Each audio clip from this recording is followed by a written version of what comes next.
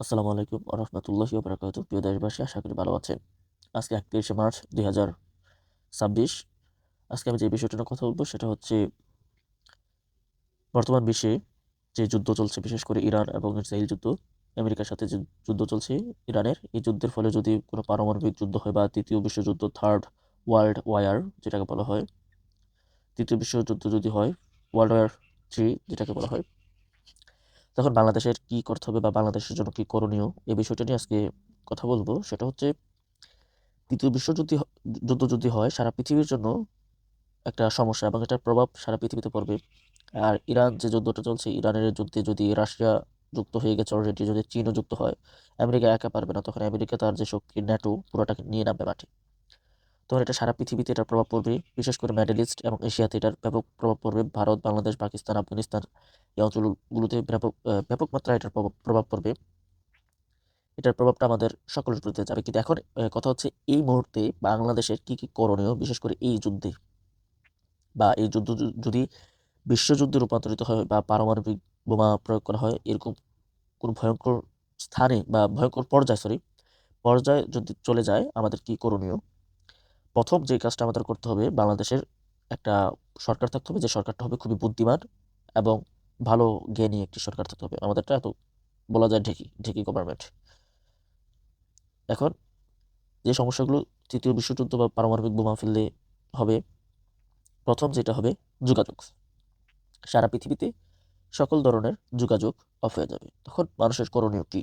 প্রথম, বাংলাদেশে যারা রয়েছে তারা যোগাযোগ যদি বন্ধ হয়ে যায়, বিশেষ করে এখন যোগাযোগের প্রথম জিনিসটি হচ্ছে মোবাইলের মাধ্যমে আমরা যোগাযোগ করতে পারবো। কিন্তু পারমাণবিক বোমা যদি ফেলা হয়, তখন মোবাইলের বদলে আরেকটা অপশন রয়েছে, সেটা হচ্ছে রেডিও টেলিফোন, যেটাকে বলা হয় রেডিও ওয়ারফেয়ার, বা রেডিও দিয়ে যোগাযোগ করা যাবে। কিন্তু পারমাণবিক বোমা ফেললে সারা পৃথিবীতে যেটার যে প্রভাব বা এটার যে প্রভাবটা এবং এটার যে এটাকে বলে ওটা পড়লে আমাদের রেডিও দিয়ে যোগাযোগ করা যাবে না। সারা পৃথিবীতে সকল ধরনের যোগাযোগ অফ হয়ে যাবে। তারপরে যে বিষয়টা হবে, প্রবাসীরা যারা রয়েছেন, বিশেষ করে ভারত, কাতার, দুবাই এবং কুয়েত, তাদেরকে আমি বলবো, যদি এই যুদ্ধটি ইরান এবং ইসরায়েল আমেরিকা যুদ্ধ যদি তৃতীয় বিশ্বযুদ্ধে রূপান্তরিত হয়, বাংলাদেশের প্রবাসীদেরকে আমি যেটা বলবো এবং সকল দেশের প্রবাসীদেরকে বলবো, পাকিস্তান, বাংলাদেশ, ইন্ডিয়া, তাদেরকে বলবো, আপনারা বিশেষ করে বাংলাদেশিরা শোনেন, নিজের পরিবার নিয়ে এত পরিমাণে টেনশন করবেন না। টেনশন মুক্ত থাকবেন, চিন্তা মুক্ত থাকাটাই সবচেয়ে বেটার। তারপরে যে দেশটা করবেন, ভাড়ার যারা থাকে তাদের জন্য একটু সমস্যা হবে, কারণ ভাড়ার সাথে একটা সমুদ্রপথ রয়েছে সৌদিতে আসতে হলে। নাহলে কাতার থেকেও সৌদিতে আসা যাবে, দুবাই থেকেও আসা যাবে, কুয়েত থেকেও আসা যাবে। আপনারা প্রবাসীরা যদি ঘোরতর যুদ্ধ লেগে যায়, প্রথম যে কাজটা করবেন, যেখানে আমেরিকার ঘাঁটি রয়েছে বা বিমানবন্দর রয়েছে, ওই জায়গাগুলোতে যাবেন না, বা বিভিন্ন কারখানা বা রাষ্ট্রের বড় বড় কোম্পানির যেখানে রয়েছে সেখানে যাবেন না। দূরে দূরে মরুভূমির মাঝখানে মাঝখানে থাকবেন, যেখানে ফাঁকা স্থান সেখানে থাকবেন এবং আকাশের দিকে বেশি বেশি নজর রাখবেন। পাশাপাশি যদি যুদ্ধটা ভয়ঙ্কর পরিস্থিতি শুরু হয়ে যায়, তখন আপনারা যে রাষ্ট্রের প্রবাসীরা কোথায় যাবেন সেটা আমি বলে দিই। দুবাই, বাহরাইন, কাতার, কুয়েত। যদি এই যুদ্ধ ওমানে যায়, তাদেরকে একই সাজেস্ট করবো, তারা যেন সকলে সৌদিতে চলে যায়। সৌদিতে চলে যাবেন। সৌদিতে রিয়াদ যাবেন না। সৌদিতে গিয়ে সেখানে আপনারা পরিবারের সাথে তো যোগাযোগ করতে পারবেন না যদি পারমাণবিক যুদ্ধে যায়। তখন আপনারা কি করবেন? মক্কাতে চলে যাবেন। আমি আবারও বলছি, মক্কাতে চলে যাবেন এবং মদিনাতে চলে যাবেন। আল্লাহর রাসূলের রওজায় চলে যাবেন। দয়া করে, আমি যে বিষয়টা বলতে চাচ্ছি, রওজায় চলে যাবেন। এবং সৌদি আরবের যারা প্রবাসী রয়েছেন, আমাদের 40 লক্ষের মতো প্রবাসী রয়েছে সৌদি আরবে, তাদেরকেও বলছি, আপনারা মক্কা মদিনার সাইডে চলে যাবেন। ওটা হচ্ছে আল্লাহর তরফ থেকে সবচেয়ে নিরাপত্তা। আল্লাহ ওইখানে সবচেয়ে বেশি নিরাপত্তা দান করবেন, ওইখানে চলে যাবেন। তারপরে আসেন আমরা বাংলাদেশের পরিস্থিতি নিয়ে কথা বলি। বাংলাদেশে যদি তৃতীয় বিশ্বযুদ্ধ হয়, এটা অনেকগুলো প্রভাব পড়বে। যদি পারমাণবিক যুদ্ধ হয়, এটার একটা প্রভাব পড়বে। তৃতীয় বিশ্বযুদ্ধ এবং পারমাণবিক যুদ্ধের সাথে কিছুটা মিল থাকলেও কিন্তু পারমাণবিক যুদ্ধের প্রভাবটা পড়বে বেশি। প্রথমত, তৃতীয় বিশ্বযুদ্ধ হলে যোগাযোগের যে মাধ্যম, বিশেষ করে মোবাইল, এগুলো হবে না, এগুলো অফ হয়ে যাবে। এক নাম্বার। নাম্বার টু, ব্যাপক খাদ্য সংকট পড়বে। নাম্বার থ্রি, তেল, গ্যাস, জ্বালানি যেটা রয়েছে বাংলাদেশের, বিশেষ করে এখন তো তেল গ্যাসের ব্যাপক সংকট চলছে, তখন এই সংকটটা আরও বেড়ে যাবে। এমন হতে পারে বাংলাদেশে 0% তেল বা গ্যাস হতে থাকতে পারে। কারণ যদি বাংলাদেশে এই জিনিসটা নিজের দেশ থেকে তৈরি করে বা কোনো খনি বা তেল গ্যাসের যে খনি রয়েছে, খনি থেকে যদি আনে, তাহলে ভালো কথা। তেল এবং গ্যাসের দাম বেড়ে যাবে। সোজা কথা বলতে, তেল গ্যাস প্রাকৃতিক সম্পদ, এগুলো আমরা পাবো না, যেগুলো বিদেশ থেকে আমরা আমদানি করি। যেগুলো আমরা বিদেশ থেকে আমদানি করবো, বিদেশি নির্ভর, এগুলো আসবে না। তারপরে যদি তৃতীয় বিশ্বযুদ্ধ লাগে, অর্থনৈতিক ব্যাপারে ধাক্কা খাবো, এবং এটার প্রস্তুতিটা এখনই নেওয়া উচিত। সরকার নেবে না, কারণ এটা এই সরকার নিতে পারবে কিনা আমরা জানি না। তারপর আমাদের যে কাজটা করতে হবে, প্রথমত ডলার, আমাদের দেশে সম্ভবত 34+ বিলিয়ন ডলার ইয়ে রয়েছে, রিজার্ভ রয়েছে। আমরা এই রিজার্ভটাকে ভেঙে ফেলতে হবে। তৃতীয় বিশ্বযুদ্ধ লাগলে বা পারমাণবিক কোনো যুদ্ধ হলে, নিউক্লিয়ার ওয়েপন্স দিয়ে যদি কোনো যুদ্ধ হয়, তাহলে ডলারের কোনো মূল্য থাকবে না, এই ডলার আপনি কিছু লাভ হবে না। এখন এই সরকারের উচিত আগামীতে তৃতীয় বিশ্বযুদ্ধ এবং পারমাণবিক হামলা হলে পৃথিবীতে যে প্রভাবগুলো পড়বে এগুলো নিয়ে এখনই মোকাবেলা করার। প্রথম যে কাজটা করতে হবে, ডলারগুলো আউট করতে হবে। ডলার দিয়ে বেশি বেশি অস্ত্র ক্রয় করতে হবে এবং তেল গ্যাস যেগুলো বিদেশ থেকে আমরা আমদানি করি ওইগুলো আমাদের বেশি বেশি করে ক্রয় করে কমপক্ষে 3 থেকে 4 বছরের জন্য, সর্বোচ্চ 5 বছর নেন। আমি বলবো, আমি যদি থাকতাম 10 বছর নিতাম। তো 5 বছরের জন্য রিজার্ভ করেন। বিশেষ করে তেল, গ্যাস, অকটেন, মানে জ্বালানি সম্পদ যেটা বলে, তেল, গ্যাস, অকটেন, ডিজেল যা আছে এইগুলো 5 বছরের জন্য রিজার্ভ করে। তারপরে যে জিনিসটা করতে হবে, আমাদের খাদ্যের সবচেয়ে বড় একটা সংকট হবে। এই খাদ্য সংকটটা কাটানোর জন্য আমরা বিভিন্ন রাষ্ট্র থেকে ব্যাপক পরিমাণে খাদ্য আনতে পারি, এনে এটাকে মজুত করতে পারি। তারপর মেডিসিন, এটা করতে হবে। এবং তৃতীয় বিশ্বযুদ্ধ লাগলে বা বিশ্ব পারমাণবিক হামলা হলে, তৃতীয় বিশ্বযুদ্ধ রাখলে বাংলাদেশের যে বিমানগুলো রয়েছে বাংলাদেশে থাকবে, ভারত পাকিস্তান বা কোনো মিডল ইস্টে যেতে পারবে না। আর পারমাণবিক কোনো হামলা হলে কোনো ধরনের বিমান আকাশে উঠতে পারবে না। এটা আমি আপনাদেরকে আগে আগে বলে দিচ্ছি, কোনো ধরনের বিমান আকাশে উঠতে পারবে না। কারণ আকাশে উঠতে হলে বিমানের যে সিগন্যাল বা বিমানের যে জিনিসগুলো প্রয়োজন সেগুলো থাকবে না। তারপরে বাংলাদেশের ক্ষেত্রে যে জিনিসগুলো এখন জরুরি করা, আমাদের যেহেতু দেশ অনেক বড়, আমাদের ডলারগুলো ভেঙে বেশি বেশি প্রয়োজনীয় জিনিসগুলো আমদানি করা এবং রিজার্ভ করা, এবং ওষুধপত্র বেশি জোগাড় করে রাখা বা রিজার্ভ করা, এবং মানুষকে ট্রেনিং দেওয়া। কিরকম ট্রেনিং? মানুষ যখন বিশ্বযুদ্ধ হবে তখন তেল গ্যাস যদি না থাকে বাংলাদেশে, গাড়ি ঘোড়া যদি না চলে, মানুষ কীভাবে চলবে?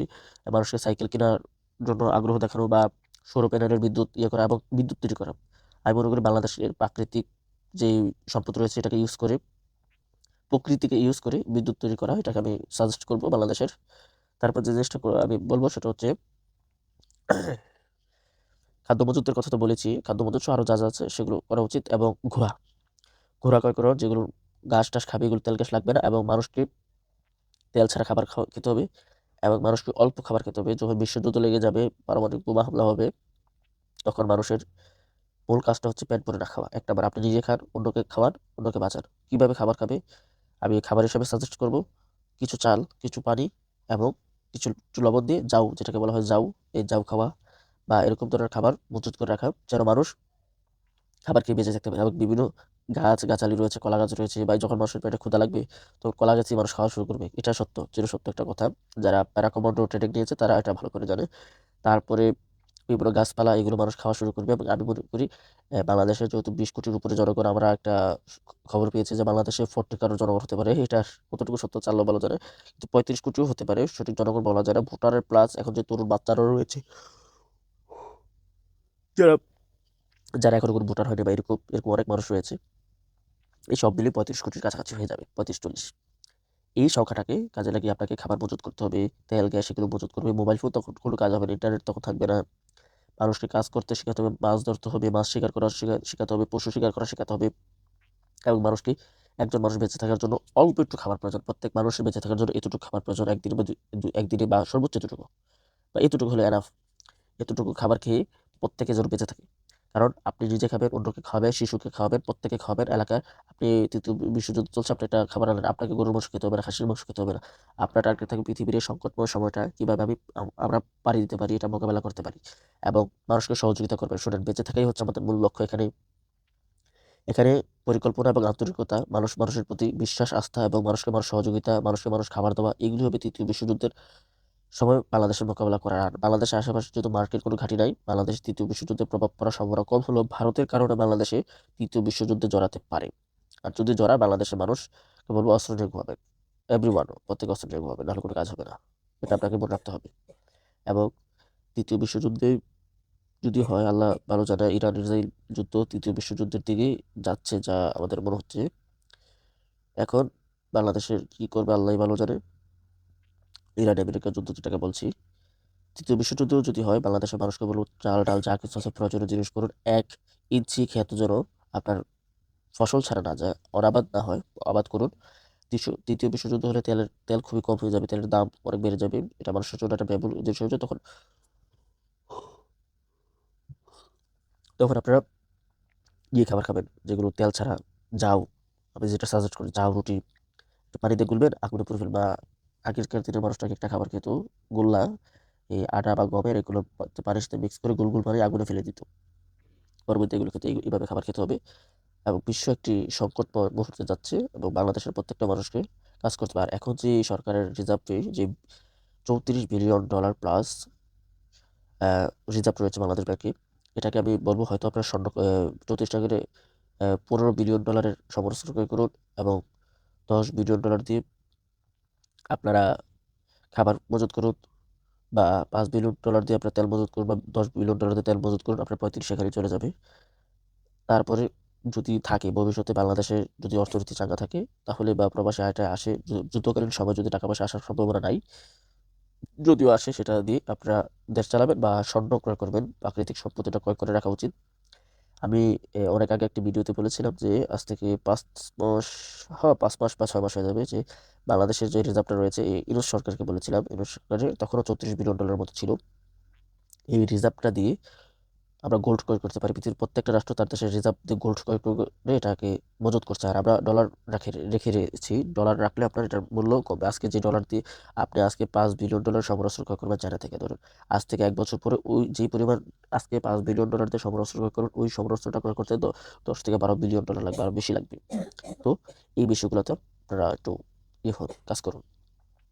আর বাংলাদেশের জন্য আমি বলতে চাই, এই যুদ্ধকালীন সময় সারা পৃথিবীতে মানুষের প্রতি শ্রদ্ধা, সহনশীলতা এবং সহযোগিতার হাত বাড়াবেন। সবচেয়ে বড় কথা হচ্ছে সহযোগিতা, এবং মানুষকে খাবার দেবেন। আপনি যদি যুদ্ধকালীন সময় খাবার খান, আপনার বাড়িতে যে ক্ষুধার্ত মানুষ আছে তাকে একটু খাবার দেবেন। কারণ আমাদের মূল লক্ষ্য হচ্ছে এই সংকটময় মুহূর্তটাকে মোকাবেলা করা এবং মানুষের সাথে ভালো সম্পর্ক রাখা, এবং পৃথিবীর বিভিন্ন রাষ্ট্রকে যদি পারি আমরা সহযোগিতা করা, এবং এই সংকটে আমরা মোকাবেলা করা এবং মানুষের সহযোগিতা করতে হবে। ভাই, যুদ্ধ যখন চলবে, মানুষের চুলায় আগুন জ্বলবে না, তখন কি করবেন? তখন এই কাজগুলো করতে হবে। আপনি একটুটুক চাল দিয়ে এতগুলো পানির সাথে বসাইবেন, বসায় এটাকে জাল তৈরি করবেন, হালকা লবণ দিবেন, দিয়ে 10 জন 12 জনকে একটু একটু দিবেন, যে খাও, খেয়ে বেঁচে থাকো। আর পারমাণবিক বোমা যদি হামলা হয় পৃথিবীতে, যে প্রভাবটা পড়বে, প্রথম যে প্রভাবটা পড়বে পারমাণবিক বোমার, সেটা হচ্ছে, সেই প্রভাবটা হচ্ছে গিয়ে, প্রথম যে প্রভাবটা পড়বে প্রকৃতিতে প্রভাবটা পড়বে। প্রথমত জলবায়ু পরিবর্তন হবে। দ্বিতীয়ত আকাশ মেঘলা থাকবে। তৃতীয়ত আপনার পরিবেশ নষ্ট হয়ে যাবে, বিশেষ করে বাতাস নষ্ট হয়ে যাবে। মানুষ যদি আমরা তো বাতাসের সাথে সবসময় থাকি, যে প্রত্যেকটা সময় আমাদের বায়ুর সাথে আমাদের শরীরের একটা যে সম্পর্ক, যে বাতাস, যে হাত ঘুরালে যে বাতাস লাগে, এরকম বাতাসের সাথে, অক্সিজেনের সাথে আমাদের যে একটা সম্পর্ক, এই বাতাসটা নষ্ট হয়ে যাবে। মানুষের স্পষ্ট বাতাস লাগলে,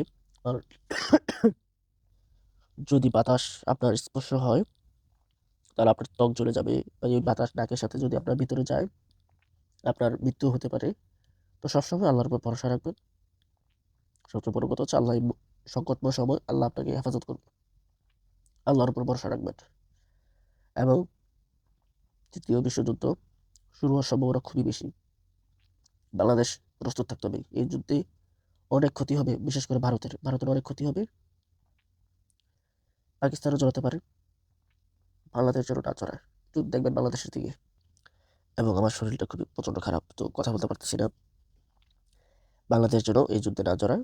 আল্লাহ জানে, হয়তো জড়াতে পারে। ভারত জড়ালে বাংলাদেশ জড়াবে। ভারত মাইর খাবে, এটা সত্য, ভারত মাইর খাবে। এবং হতে পারে এই যুদ্ধ মুসলিমদের উপর জিহাদ ফরজ হয়ে যেতে পারে।